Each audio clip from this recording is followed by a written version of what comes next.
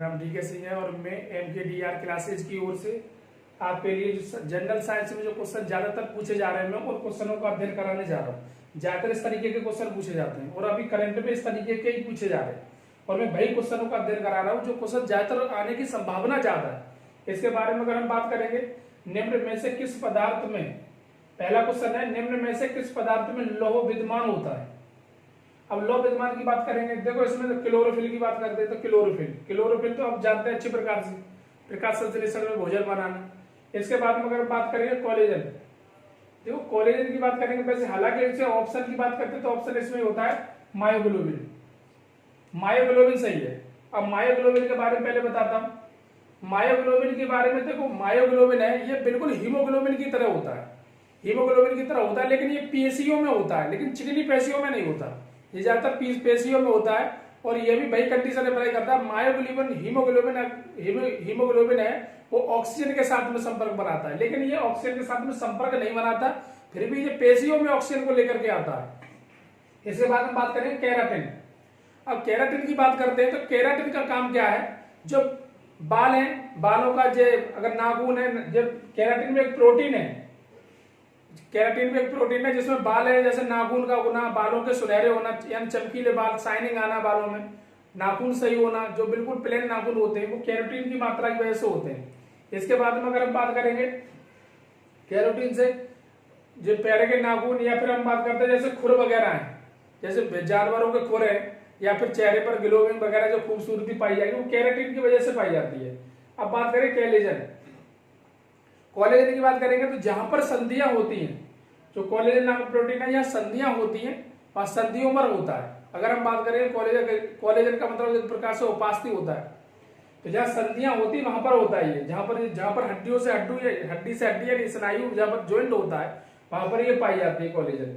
ठीक है ना। अगर हम बात करेंगे कोलेजन के बीच में जो पाया जाता है वो, अगर हम बात एक द्रव पाया जाता है, एक द्रव की बात करेंगे जो कोलेजन के बीच में पाया जाता है। अगर हम एक और कंडीशन इसमें अप्लाई करते हैं, जैसे अगर हम बात करेंगे इसमें तो जो लिगामेंट्स होता है, लिगामेंट्स जिसे बोलते हैं, तो लिगामेंट्स के पास में भी यही होता है। तो इसका जो ऑप्शन है वो ऑप्शन कौन सा, ऑप्शन डी सही है, मायोग्लोबिन, जो बिल्कुल हीमोग्लोबिन की तरह होता है और उसकी तरह ही कार्य करता है। इसके बाद में अगर हम बात करते हैं कौन सा पदार्थ प्रोटीन नहीं है। अब देखो केस बाल, अभी मैंने आपको एक चीज बताई थी, मैंने कहा केस बालों का काम है केराटिन प्रोटीन की, तो इसका मतलब ये वाला होगा नहीं। और मैंने बताया था लूपा रेशम, देखो रेशम में भी प्रोटीन पाया जाता है, इसका मतलब ये भी नहीं होगा। और जो दूसरा क्वेश्चन है, सॉरी चौथा ऑप्शन है, इसमें ये देखिए दे रहा है खुर, यानी जानवरों के खुर, व्यक्तियों के पैरों में जो व्यक्तियों के हाथ पैरों में जो नाखून होते हैं वो, तो इसका मतलब ये नाखून हो रहे हैं, तो इसका मतलब नाखून भी प्रोटीन की मात्रा से होते हैं। कौन से, केराटिन प्रोटीन की मात्रा से नाखून होते हैं, तो इसका मतलब ये भी गलत है। अब रह क्या गया, रह गया कपास, तो मतलब कपास में क्या नहीं है, प्रोटीन नहीं है। अब इसके बाद में अगर हम बात करते हैं क्वेश्चन नंबर चौथा, तुलसी के पौधे को औषधीय महत्व निम्नलिखित की उपस्थिति के कारण है। अब देखो अकार्बनिक अम्ल, उसमें देखो ये अम्ल तो होते ही वो, लेकिन वो ये कह रहा है औषधि का महत्व किसके कारण है, कार्बनिक होता है ये, लेकिन अगर जो औषधि का जो कारण है, जो रीजन है, वो किसके द्वारा होता है, फिनॉल एवं क्लोराइड के द्वारा, फिनॉल और क्लोराइड के द्वारा उसका औषधि का महत्व होता है। इसके बाद हम बात करेंगे येलो वेन मोजेक गंभीर बीमारी है। तो देखो येलो, अगला क्वेश्चन है ये वाला चौथा number question, yellow vein mosaic एक गंभीर बीमारी है। तो गंभीर बीमारी है, ये बीमारी ज्यादातर भिंडी में पाई जाती है। ये किसमें होती है, भिंडी में होती है ये बीमारी, भिंडी को सबसे ज्यादा अवस्था में होती है। अगला क्वेश्चन की बात करेंगे तो अगला क्वेश्चन है चाय में उत्तेजक गुण इसमें उपस्थित किस एल्केलाइड के कारण होता है, एल्केलाइड के कारण होता है। इसमें देखो अगर हम बात करेंगे, देखो चाय में देखो कैनिन भी, देखो वैसे हालांकि क्वेश्चन तो ये वाला सही है आपका, कैफीन की बात करेंगे तो उसमें उपस्थित कैफीन एल्केलाइड होता है, कैफीन एल्केलाइड होता है। ये क्या करता है, कैफीन एल्केलाइड, ये उसमें जाने के बाद में अंदर से जैसे ही अंदर से बॉडी की उत्तेजना बढ़ाता है, बॉडी की उत्तेजना बढ़ाने का काम है कैफीन का, ठीक है ना, कैफी एल्केलाइड का। और ये टैनिन की बात करेंगे तो टैनिन भी चाय में उपस्थित होता है, लेकिन ये चीज क्या करती है, टेनिन क्वेश्चन तो ये वाला, ऑप्शन तो ये वाला सही है, लेकिन मैं टेनिन के बारे में बता रहा हूं। टेनिन की बात करेंगे तो टेनिन में जो चाय का रंग है, चाय का जो कलर लेकर के आती है चाय, वो टेनिन की वजह से लेकर के आती है। तो जो कैफीन उत्तेजित करती है, लेकिन चाय क्या करती है, चाय कलर लेकर के आती है। जो भी रंग होते हैं चाय में, जो रंग आता है तो वो किसके द्वारा आता है, टेनिन के द्वारा आता है। और उसके बाद में अगर हम बात करते हैं अगला क्वेश्चन, इसमें एक और कंडीशन होती है। जैसे अगर हम बात करेंगे, इसमें चाय में निकोटीन की मात्रा भी पाई जाती है, ठीक है। निकोटीन से बीमारी फैलती है। हालांकि कैफीन की बात करेंगे तो जो उत्तेजन का गुण है कैफीन का कारण है, टेनिन का कारण उसमें रंग लेकर के आना है, लेकिन निकोटीन बीमारी फैलाती है। इसके बाद में अगला क्वेश्चन है, तो इसका ऑप्शन कौन सा सही होगा, ये वाला सही होगा। इसके बाद में अगर हम बात करते हैं, खेसारी दाल का लगातार सेवन करने से कौन सा रोग होने की संभावना होती है। देखो, खेसारी दाल का दूसरा नाम है, इसे बोलते हैं लेथाइरिज्म। लेथाइरिज्म और लेथाइरिज्म नाम की बीमारी जब हमें देखते हैं कुत्ते काट लेता है तो कुत्ते की बीमारी हो जाती है। तो वैसे कंडीशन इसमें खेसारी दाल की वजह से अगर बीमारी लग रही है तो उसे लेथाइरिज्म नाम की बीमारी बोलते हैं। इसके बाद में अगर हम बात करते हैं तो जो लेथाइरिज्म से जो बीमारी होती है वो क्या होता है, बॉडी के अंदर से नीचे वाला अंग काम करना बंद कर देता है। यानी नीचे वाले अंग पर क्या होता है, फालिसी मार जाती है। नीचे वाले अंग में फालिसी मार जाती है और अंग काम करना बंद कर देता है। वो किस वजह से, लेथाइरिज्म है। और मैंने जो बताया था ये केसारी दाल का दूसरा नाम है। लेकिन इसमें पाए जाने वाला पदार्थ कौन सा है, पाए जाने वाला पदार्थ होता है न्यूरोटॉक्सिन। न्यूरोटॉक्सिन है जो बीमारी सबसे ज्यादा फैलाता है। हालांकि इस ऑप्शन में कहीं पर न्यूरोटॉक्सिन है नहीं, लेथाइरिज्म दे दिया है। लेकिन हम बात करते हैं न्यूरोटॉक्सिन का काम। न्यूरोटॉक्सिन का काम ये चीज होती है, वो दाल ज्यादातर जो उगाई जाती है वो उष्णकटिबंधीय वनों में, उष्णकटिबंधीय यहाँ पर जलवायु हो वहां पर उगाई जाती है, यहाँ उगाई जाएगी। दूसरी बात है पानी की मात्रा कम होगी, उष्णकटिबंधीय होगा तब पानी की मात्रा कम होगी। जब पानी की मात्रा कम होगी तो खेसारी दाल उगाते हैं।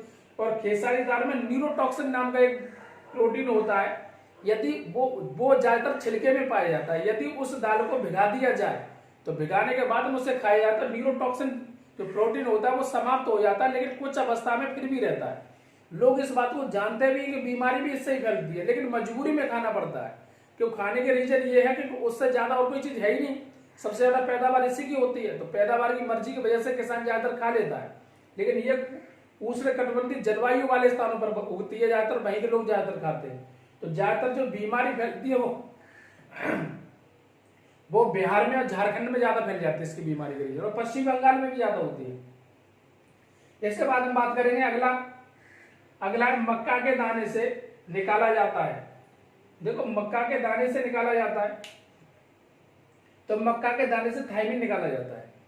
अब मक्का के दाने की बात करेंगे। हालांकि मक्का के दाने में अगर हम बात करेंगे तो कार्बोहाइड्रेट पाया जाता है, तो कार्बोहाइड्रेट 80% मक्का के दाने में पाया जाता है।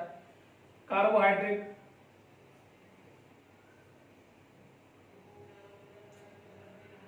कार्बोहाइड्रेट 80%। प्रोटीन की बात करेंगे तो प्रोटीन 12% पाया जाएगा। बसा की बात करेंगे तो बसा इसमें 5% पाया जाता है, 5% बसा होता है। बाकी राख होती है, बाकी इसमें क्या होती है, मक्का के दाने में राख होती है। अब एक बात सोचिए, इसके अंदर इसमें देखो, मक्का में जो अंदर पाई जाएगी थायमिन भी पाई जाती है। थायमिन के साथ साथ में अगर हम बात करेंगे तो पायरिडॉक्सिन पाया जाता है, जो प्रोटीन है। थायमिन भी प्रोटीन है, पायरिडॉक्सिन भी प्रोटीन है। इसके बाद में अगर हम बात करेंगे तो इसके बाद में एक और है, जैसे अगर हम बात करते हैं तो इसके अंदर एक और चीज पाई जाती है जिसे बोलते हैं हम थ्रोक्सिन। तो ये चीज पाई जाने के बाद प्रोटीन पाई जाती है। ये 3 प्रोटीन इसमें पाई जाती है। लेकिन थायमिन की बात की गई है इसमें, थायमिन दाने से निकाला जाता है। थायमिन की अगर हम बात करेंगे, जैसे कहने का मतलब ये है, एक उसमें से, जैसे अगर जब हम मक्के को पकड़े हुए तो उसमें से एक थोड़ा सा कड़ नीचे की साइड से निकालते हैं, तो उसमें जो दाना से निकल करके आता है जिसकी इमेज ज्यादा होती है, उसमें वसा की मात्रा होती है और उसी को थायमिन बोलते हैं। इसके बाद में अगर हम बात करते हैं मक्का में, तो मक्का देखो, जो मक्का में जो कंडीशन होती है इसके लिए, इसमें सबसे ज्यादा अगर हम स्टार्च की मात्रा करेंगे तो धान्य फसलों में सबसे ज्यादा स्टार्च इसी में होती है, मक्का में। दूसरी बात, मक्का में जो इसका जो कुल है, जो मक्का में जो इसका जो नाम है उसे बोलते हैं हम जियोमेज। जियोमेज यानी साइंस में से जियोमेज के नाम से जाना जाता है। दूसरी बात, इसे फसलों की रानी भी कहा जाता है, मक्का को फसलों की रानी कहा जाता है।